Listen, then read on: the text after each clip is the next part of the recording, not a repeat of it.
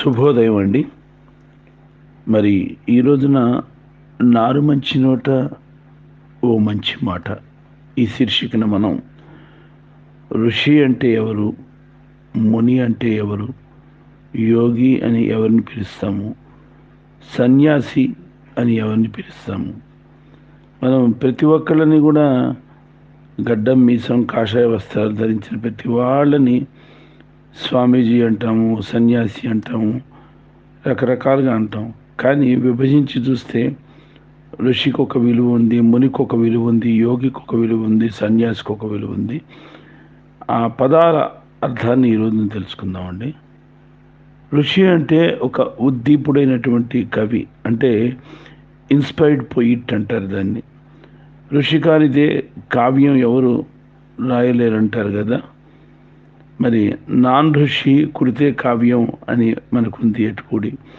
ఆంగ్లంలో ఈయన్ని సేజ్ అని, సీర్ అంటే ద్రష్ట అని కూడా అంటూ ఉంటారు. ఈయన పవిత్రమైనటువంటి రుక్కులు మనకి శ్రావ్యంగా రాగయుక్తంగా గానం చేసి వినిపిస్తూ ఉంటారు కూడా. వేద మంత్రాలను ఛందోబద్ధంగా రచించింది కూడా ఋషులే. అయితే వేదాలు అపౌరుషేయాలని, అంటే మానవులు సృష్టించినవి కావని అన్నమాట.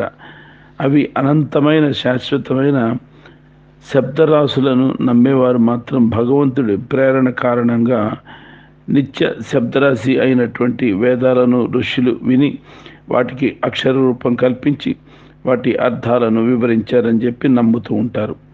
అందుకే వేదాలను వారు శృతులు, అంటే వినపడినవి, శృతులు అంటే అని అంటూ ఉంటారు. అయితే ఇక్కడ వేదాలు మానవ లిఖితాలే అనేది శాస్త్రీయ దృష్టి. అవి అపౌరుషేయాలు అనేందుకు ఎలాంటి శాస్త్రీయమైనటువంటి ఆధారాలు కూడా మనకి కల్పించడం లేదు. కాబట్టే ఆయా ఋషుల పేరిట ప్రాచుర్యంలో ఉన్నట్టి వేద మంత్రాలను ఆయా ఋషుల కృతులుగానే మనం భావించాలండి.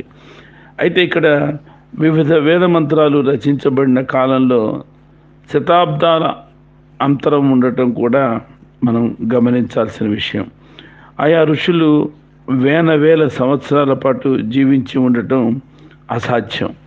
కనుక వేల సంవత్సరాల అనంతరం ఉన్న ఆయా వేద మంత్రాల యొక్క కర్తలు అదే వ్యక్తులు అని కాక ఆయా వంశాలకు చెందిన వారై ఉంటారని చెప్పి మనం ఇక్కడ గ్రహించాలి.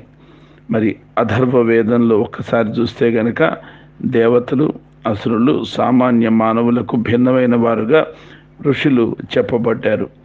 మరి వశిష్ఠుడు, అలాగే అత్రి మహాముని, అగస్త్యుడు, ఇలాంటి వారంతా కూడా ఋషులకు ఉదాహరణలుగా మనం చెప్తూ ఉంటాం. అనంతర కాలంలో ప్రసిద్ధులైన గౌతముడు, భరద్వాజుడు, విశ్వామిత్రుడు, జమదగ్ని, వశిష్ఠుడు, కశ్యపుడు, అత్రి అనే 7 ఋషులు సప్తఋషులని పేరు పొందారండి. వేదాలను విభజించిన కృష్ణ ద్వైపాయనుడు వ్యాసుడనే పేరుతో ప్రసిద్ధుడయ్యాడు. వ్యాస అంటే విభజించిన వాడు అని అర్థం అండి. వ్యాసుడు మహర్షిగా ప్రసిద్ధుడయ్యాడు కనుక ఋషి అనే శబ్దం మౌలికంగానే కవి, అది గాయకుడు, తాత్వికుడు అనే అర్థాలను ఇవి సూచిస్తూ ఉంటుంది. మహాభారతం, మరీచి, అత్రి, అంగీరసుడు, తత పూలహుడు, తత క్రతువు, పులస్త్యుడు, వశిష్ఠుడు ఈ 7 సప్తఋషులని పేర్కొన్నది. తత మనువు సప్తఋషుల పేర్లకు దక్షుడు, ప్రచేతసుడు, భృగువు, నారదుడు అనే 4 చేర్చి వారిని ప్రజాపతులు అని పిలిచాడు. దేవర్షి, బ్రహ్మర్షి, రాజర్షి, మహర్షి, పరమర్షి, మరి శృతర్షి, కాండర్షి అనేవి ఋషులలో కొన్ని తరహాలు. యథావత ఇక్కడ మనం ఋషి అనే పదం ఏకకాలంలో కవి, జ్ఞాని, తాత్వికుడు, గాయకుడు అయిన వ్యక్తిని సూచిస్తూ ఉంటుందండి. ఇది ముని శబ్దం ఒక పవిత్రుడైన సాధువు, భక్తుడు, సర్వసంగ పరిత్యాగిని సూచిస్తుంది ముని అనేటువంటిది.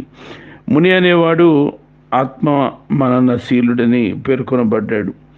మరి వీతరాగ భయ క్రోధ స్థిత ధీర్మునిరీక్షితే భగవద్గీత శ్లోకం అండి ఇది. అంటే అనురాగము, అలాగే భయము, కోపము తొలగిన ఆత్మ మననశీలుడైనటువంటి స్థితప్రజ్ఞుణ్ణి ముని అంటారు.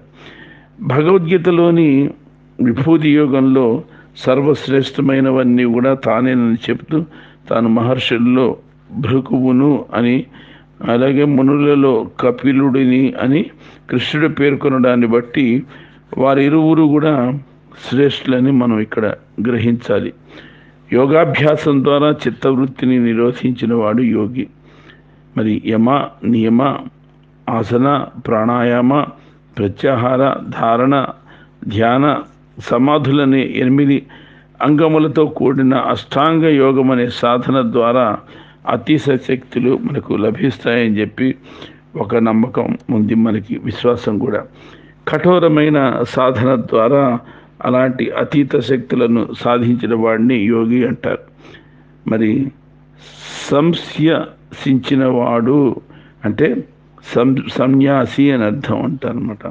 మరి సంస్యసించటం అంటే వదిలివేయటం, to put down, to lay down, to give up, to abandon, to quit, నిష్క్రమించడం అనే అర్థాలు కూడా మనకి కనిపిస్తాయి.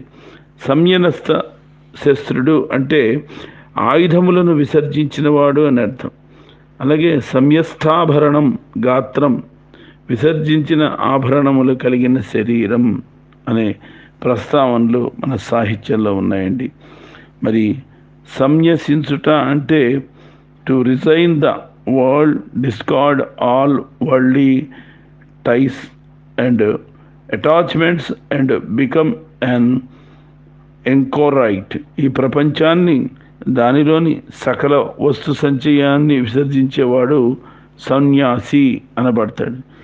భారతీయ చిత్రాశ్రమ ధర్మాలలో ఇది 4వది, అంటే చివరిది అన్నమాట. బ్రహ్మచర్యము, తర్వాత గార్హస్థ్యము, వానప్రస్థనము. గార్హస్థం అంటే గృహస్థాశ్రమం అని అన్నమాట అర్థం. తర్వాత వానప్రస్థనం. దీని ముందరి 3 దశలు ధృతి, క్షమము, మరి ధమము, అస్థేయము, శౌచము, ఇంద్రియ నిగ్రహము, ధీ, విద్య, సత్యము, మరి అక్రోధము అనే 10 ధర్మాలను అలవరుచుకున్న ద్విజుడు మరణానంతరం ఉత్తమగతిని పొందుతాడని చెప్పి మనకి మనుస్మృతి స్పష్టంగా తెలియజేసింది. వేదాంతంలోని ఉపనిషత్తుల అర్థాలు, మర్మాలు క్షుణ్ణంగా తెలుసుకొని ఒక గృహస్థుడైనటువంటి ద్విజుడు 3 విధాలైనటువంటి రుణాలను తీర్చివేసిన తర్వాతనే మరి సన్యసించాలని చెప్పి మనుస్మృతి పేర్కొంది. ఋషి రుణం, దైవ రుణం, పితృరుణం అనే 3 రుణాల నుంచి విముక్తుడయ్యాక మాత్రమే ఒక ద్విజుడు సన్యాసాశ్రమం స్వీకరిస్తాడు. ఇది క్లుప్తంగా చెప్పాలంటే చాలా పదార్థాలు మనం ఆలోచించాలండి. ఇవి క్షుణ్ణమైనటువంటివి. వాటిని గురించి మనం తర్వాత మాట్లాడుకుందామండి. ముఖ్యంగా మనకు కావాల్సింది ఏంటంటే, ఒక సన్యాసాశ్రమం స్వీకరించాలన్నా సరే కంపల్సరిగా సంసారస్తుడైతే కనుక భార్య, పిల్లల అనుమతి కావాలి. అలాగే తల్లిదండ్రులు బతుకుంటే తండ్రి కన్నా తల్లికి ఎక్కువ ప్రాధాన్యత ఇచ్చాడు, తల్లి అనుమతి కావాలి. ఆదిశంకరాచార్యుడు సన్యాసాశ్రమం స్వీకరించడానికి ముందు తల్లి ససేమిరా ఒప్పుకోలేదు. 4-5 ప్రయత్నాలు చేసిన తర్వాత ఆఖరికి సఫలీకృతుడై సన్యాసాశ్రమం స్వీకరించి మరి అచిరకాలంలోనే మరి అకాల మరణం పొందినా కూడా చాలా ఎక్కువ ఆయువు కూడా, ఆయుష్ లేకుండా కూడా మరి ఆయన అత్యద్భుతమైనటువంటి ప్రయోగాలు, అత్యద్భుతమైనటువంటి శంకర విజయాలు సాధించి ఈ ప్రపంచానికి వదిలేసి వెళ్ళాడు. ఇప్పటికీ ఆ మహనీయుడు చరిత్రచరుడు.